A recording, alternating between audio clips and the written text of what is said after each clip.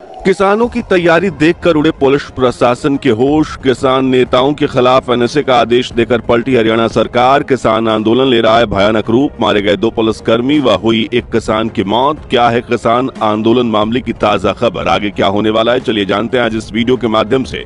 दोस्तों, वीडियो में किसान आंदोलन से जुड़े कई महत्वपूर्ण खबरें हैं, इसलिए इसे बिना स्किप किए अंत तक देखें। और जो नए लोग हैं वो आगे बढ़ने से पहले चैनल को सब्सक्राइब कर दें। तो चलिए बिना देरी किए हुए वीडियो में आगे बढ़ते हैं। दोस्तों, सरकार के साथ बीते कुछ दिनों पहले चौथी वार्ता समाप्त होने के बाद किसान संगठनों ने बड़े स्तर पर आंदोलन करने की चेतावनी दी थी, जिसके बाद किसान ने दिल्ली कूच करने के लिए बड़ी प्लानिंग की है, जिसे देखकर पुलिस प्रशासन के होश उड़ गए हैं। दिल्ली कूच के लिए किसान क्या क्या कर रहे हैं और क्या क्या करने वाले हैं, आइए जानते हैं।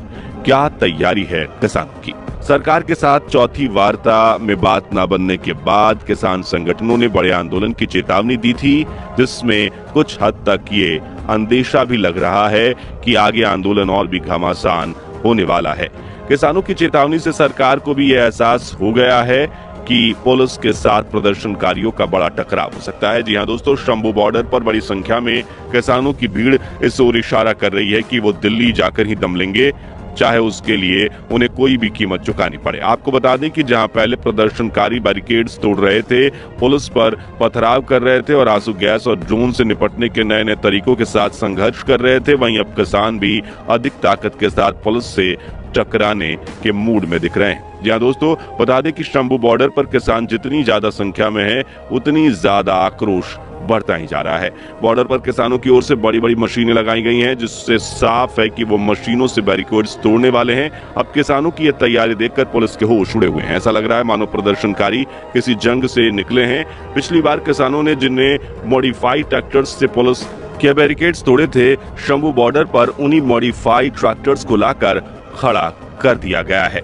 और इन ट्रैक्टर्स के साथ किसान की भारी तादाद को देखकर यही लग रहा है कि वो किसी भी हद को पार कर दिल्ली में घुसकर ही दम लेंगे। दूसरी ओर पुलिस प्रशासन की पूरी तरह से इस कोशिश में तैयारी है कि प्रदर्शनकारियों को दिल्ली के बाहर ही रोका जाए और वो शांतिपूर्ण ढंग से इस प्रदर्शन को कर सके, और जिसके लिए पुलिस आंसू गैस के गोले व लाठीचार्ज का भी सहारा ले रही है। किसानों की भीड़ से कुछ किसानों को मीडिया से ये कहते हुए पाया गया है कि अगर सरकार हमारी मांगे पूरा नहीं करती है तो हम बैरिकेड्स तोड़कर आगे बढ़ने से पीछे नहीं हटने वाले हैं। हम ना चाहते हुए बैरिकेड्स तोड़कर आगे बढ़ने को मजबूर हैं। दोस्तों, पुलिस किसानों की इस तैयारी से जितना दंग है, उतनी ही आश्चर्यचकित भी है, क्योंकि बॉर्डर पर जो मॉडिफाइड ट्रैक्टर्स किसानों की ओर लगाए गए हैं, उनमें पंखे भी लगे हुए हैं, यानी कि वो तैयारी के साथ आए हुए हैं। अगर आंसू गैस का गोला पुलिस की ओर से फेंका जाएगा तो पंखे चलाकर गैस को इधर उधर किया जा सकेगा।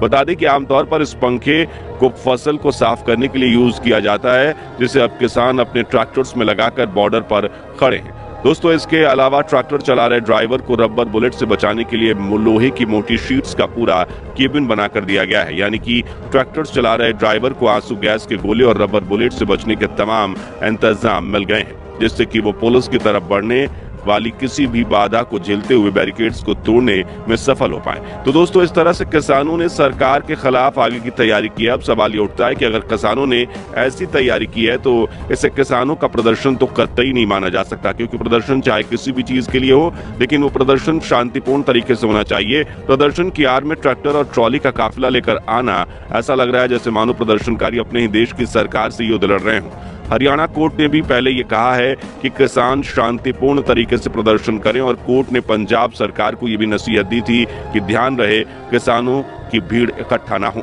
2 पुलिसकर्मियों और किसान की मौत, कई घायल।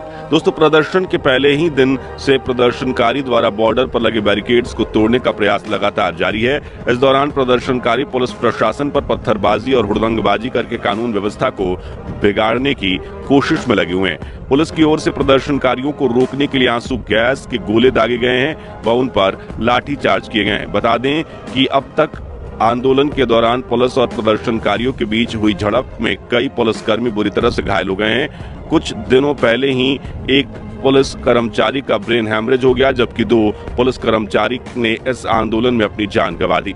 एक किसान भी अपनी जान गंवा चुका है। कुल मिलाकर किसान आंदोलन से कानून व्यवस्था तो बिगड़ी है, कई लोगों ने अपनी जान भी गंवा दी है। पुलिस अब ले रही है सख्त एक्शन।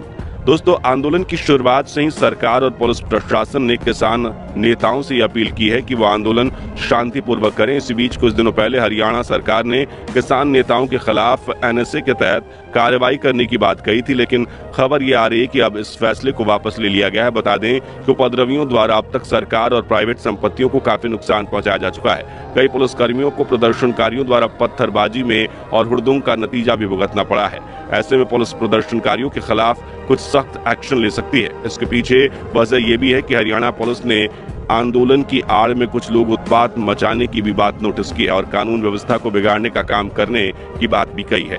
लगातार सोशल मीडिया जैसे फेसबुक, व्हाट्सएप और इंस्टाग्राम और टेलीग्राम के जरिए आंदोलन की आग को भड़काने की कोशिश की जा रही है। सोशल साइट्स के जरिए सामाजिक सौहार्द भी बिगाड़ने के लिए लगातार पोस्ट डाली जा रही हैं और इसलिए ऐसी आपराधिक गतिविधियों को रोकने के लिए कानूनी व्यवस्था को बनाए रखने के लिए राष्ट्रीय सुरक्षा अधिनियम 1980 की धारा 2 के तहत किसान संगठनों के पदाधिकारियों को नजरबंद करने की कार्रवाई प्रशासन द्वारा अमल में लाए जाने पर विचार किया जा रहा है। लेकिन खबर अब ऐसी आ रही है कि आदेश को स्थगित किया जा सकता है। दूसरी ओर प्रशासन ने एक सूचना जारी की है।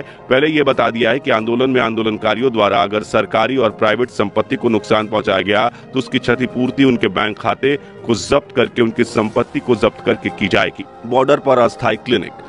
दोस्तों, शंभू बॉर्डर पर फिलहाल भारी तादाद में किसानों की भीड़ जुटी हुई है। किसान पूरी तैयारी के साथ दिल्ली कूच करने की कोशिश में है। हालांकि अब तक वो अपनी योजना के तहत आगे नहीं बढ़ पाए हैं, जिसके लिए दिल्ली कूच न कर पाने का मलाल किसानों को जरूर है। फिर भी उनके जोश में कोई कमी नहीं आई है। बता दें कि भारी तादाद में किसानों के शंभू बॉर्डर पर होने के साथ ही किसानों के इलाज के लिए वहां कई अस्थायी क्लिनिक भी अपना काम कर रहे हैं। खनौरी बॉर्डर पर भी किसानों की सुविधा के लिए कई तरह की व्यवस्थाएं की गई हैं। दूसरी ओर सरकार ने अब तक किसानों के नेताओं के साथ वार्ता की है, जिससे अब तक कोई भी नतीजा सामने नहीं निकल कर आया है। अब ऐसी खबर है कि केंद्र सरकार ने फिर से किसान संगठनों से बातचीत के लिए उन्हें बुलाया है। साथ ही सरकार ने किसान संगठनों से शांति बनाए रखने की अपील भी की। अब देखना यह है कि किसानों की इतनी तैयारी के साथ आगे की योजना क्या है, और साथ ही आपको बता दें कि पुलिस की ओर से भी किस तरह की तैयारी की जा रही है और किसानों की तैयारी का पुलिस के पास क्या जवाब है। आंदोलन में अभी और कौन से मोड़ आने हैं? क्या अगली बातचीत से आंदोलन खत्म होने का कोई रास्ता निकल कर सामने आएगा? क्या सरकार किसानों की सभी मांगे पूरी करेगी या फिर किसान सरकार के प्रस्ताव को स्वीकार कर आंदोलन को समाप्त करेंगे? आपको क्या लगता है? आपके हिसाब से किसान संगठनों को क्या करना चाहिए या फिर सरकार को इस मामले में कैसे शांति अपनानी चाहिए और किस नीति पर काम करना चाहिए? हमें अवश्य बताएं। अपने जवाब हमें कॉमेंट करके बताएं। साथ ही वीडियो को एक लाइक, शेयर तथा चैनल को सब्सक्राइब भी करें। फिलहाल आज की इस वीडियो में इतना ही। मिलते हैं अगली वीडियो के साथ। तब तक के लिए धन्यवाद। जय हिंद, जय भारत।